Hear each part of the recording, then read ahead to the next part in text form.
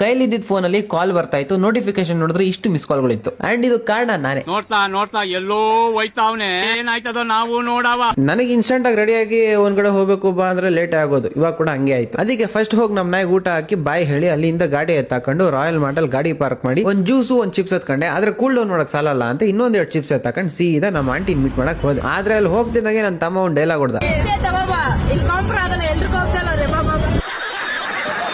Aunty ಆರಾಮ aunty ಅಲ್ಲ 10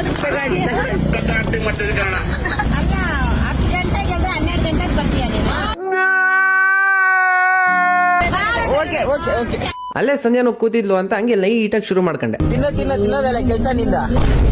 ಅದೇನೋ ತೆಪ್ಪಿಲಲ್ಲ ಅಂತಾರಲ್ಲ, ಪಾಂಡಿ ಅದು ಬಿಗಿಲಲ್ಲಿ ಬರತ್ತಲ್ಲ, ಗುಂಡಮ್ಮ.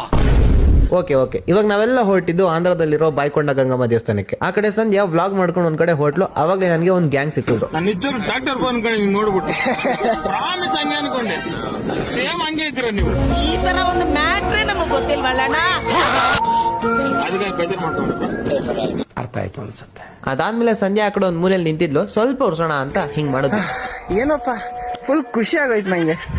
ಏನ್ ಒಬ್ರಾದ್ಮೇಲೆ ಒಬ್ರು.